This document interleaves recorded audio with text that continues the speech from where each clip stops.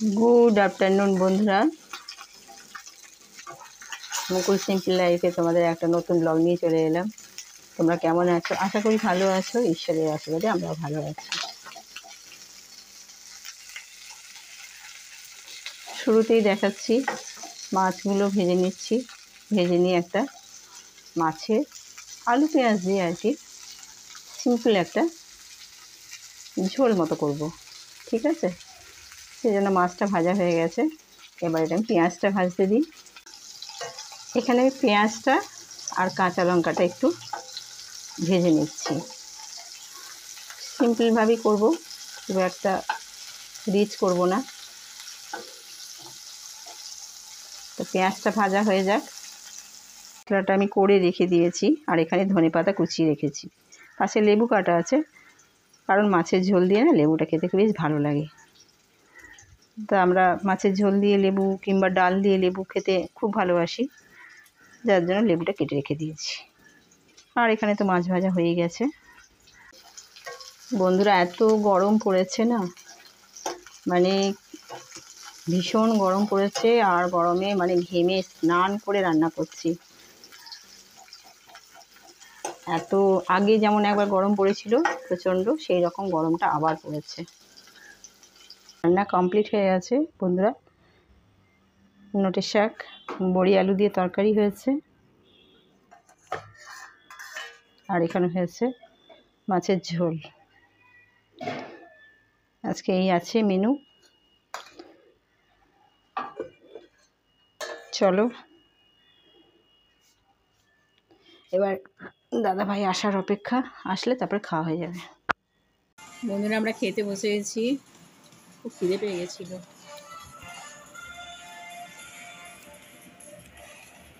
চলো খেয়ে নিই, তারপরে কথা বলছি। গুড ইভিনিং বন্ধুরা। খাওয়ার পরে তোমাদের সাথে এখন কথা বলছি, অনেকক্ষণ পরে কথা বলছি। একটু রেস্ট নিলাম, কিন্তু রেস্ট কি নেবো, এত গরম না, গরমে মানে বিছানায় মানে পিঠ দেওয়া যাচ্ছে না, এতটাই গরম। আর কি বলতো, এখন সময়টা খারাপ, তো এখন এসি চালাতে ভয় লাগছে ভীষণ। কারণ কি, এই সদ্য শরীর খারাপ থেকে উঠেছি, তো এখন আবার এসি চালাতে একটা আতঙ্ক এসে গেছে।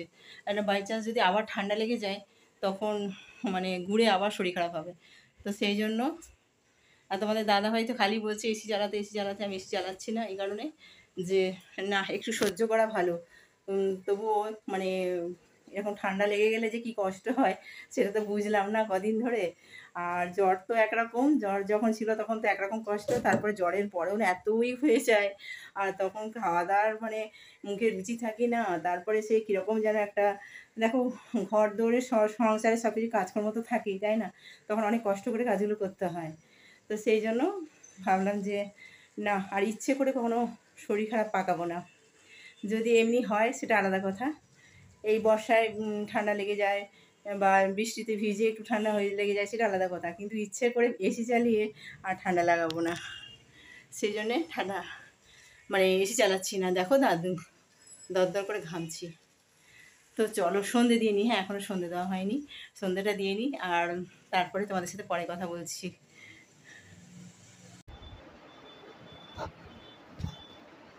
গুড ইভিনিং বন্ধুরা। এখন যাব একটু বাইরে, দুই একটা টুকটাক জিনিস কেনার আছে, সেই জন্য একটু বেরোচ্ছি। আর কি বলতো, টিপের পাতা টাতা এগুলো তো আর নিজে না গেলে তো সাইজগুলো বোঝাও যায় না, আর মানে নিজে না কিনলে এগুলো হয় না। তো সেই জন্য একটু যাবো সামনেই পাশেই দোকানে, গিয়ে একটু টুকটাক কয়েকটা জিনিস কিনে নিয়ে আসবো।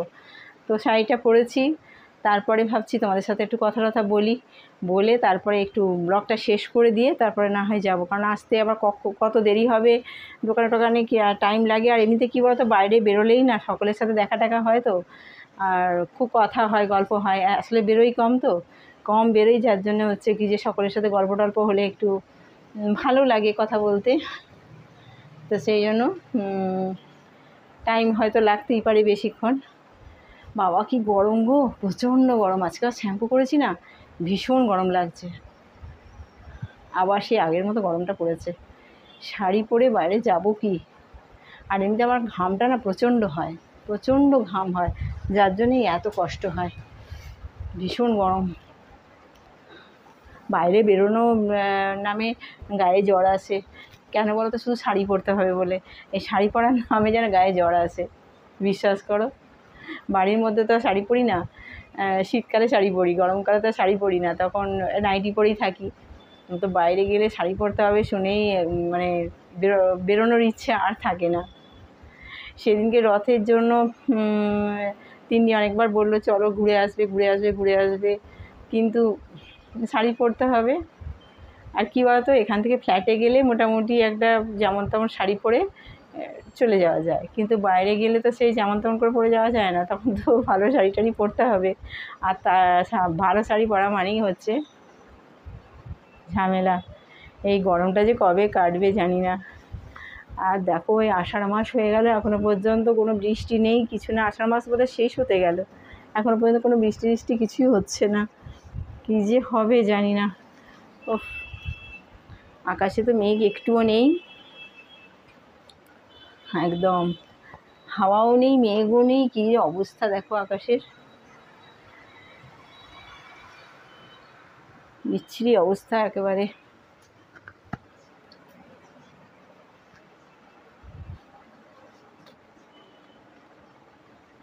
তোমাদের দাদাভাই করছে, সিরিয়াল দেখছে বাইরে, আর টিভিটাকে একদম বন্ধ করে দিয়েছে, টিভিটা চালায়নি।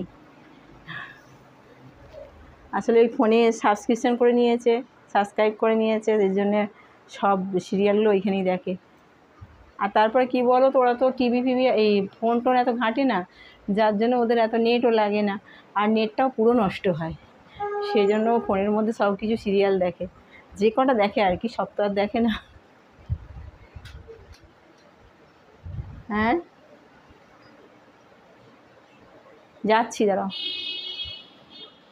বলছে তুমি শাড়ি পরে ঘরেই ঘুরে বেড়াচ্ছ, যাবে কখন? বলছি যাচ্ছি, চলো ঘুরে আসি আগে, হ্যাঁ, তারপরে এসে যদি সময় থাকে কথা বলবো।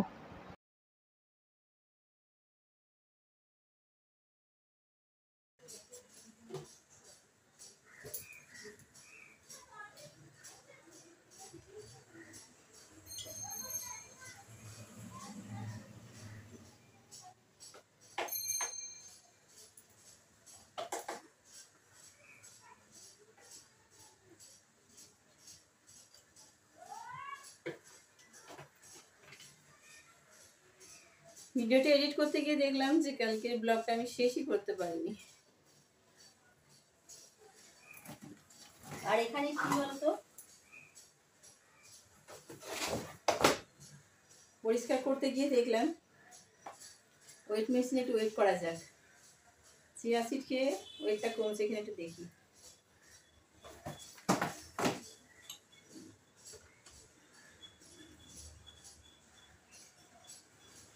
দেখা যাক।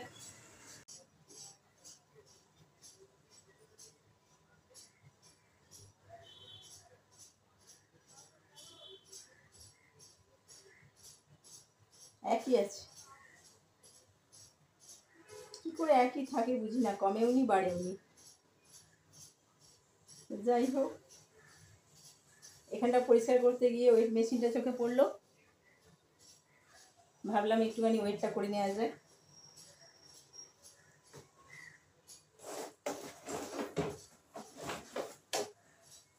চিয়া সিড খেয়ে ওয়েট কমে, কিন্তু আমার তো কমছেই না,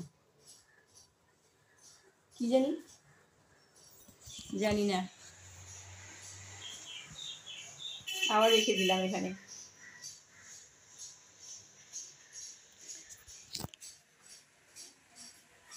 খাওয়া এমনিতেই ভাত খাওয়া অনেক কমিয়ে দিয়েছি, একটুখানি করে ভাত খাচ্ছি যদি ওয়েটটা কমানোর জন্য।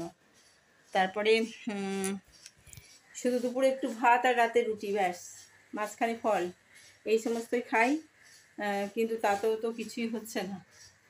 আর সকালে তো চিয়া সিড খাচ্ছি, হ্যাঁ লেবুটা খেলে আমার অ্যাসিড হয়ে যায়, লেবুটা খেতে পারি না শুধু, তাই এমনি চিয়া সিডটা গরম উষ্ণ জল দিয়েই খাই, তো তাতেও তো কিছুই হচ্ছে না। এবার চিয়া সিড খাওয়া বন্ধ করে দেবো, যখন কিছু হচ্ছে না, কিছু লাভ নেই। চিয়া সিড খেলে একটা সুবিধা হয়, খুব খিদে পায় না, চিয়া সিড খেলে না খিদেটা খুব, যেদিনকে চিয়া সিড খাবো সেদিনকে খিদে পায় না, পেট ভরা থাকে, খাওয়ার কোনো ইচ্ছে থাকে না। তো এটাই বোধহয় একটা সুবিধে, মানে কম খাওয়া তো শরীরের পক্ষে ভালো, তাই না? তো খাওয়া অনেকটাই কম, যে হারে শরীর চেহারে কিন্তু খাওয়াটা অনেকটাই কম, দেখে মনে হয় না যে এই খাওয়াতেই এতটা চেহারা ভারী, আবার এই খাওয়াতেই প্রেশারটা এতটাই লো। সবই হচ্ছে মানে একদম উল্টো হয়ে গেছে। আগে জানতাম ভারী চেহারা তো তাদের হাই প্রেশার হয়, আর বেশি খেলে মোটা হয়, কিন্তু এখন দেখছি কম খেলেও মোটা হয়, আর চেহারা ভারী হলেও প্রেশার লো হয়।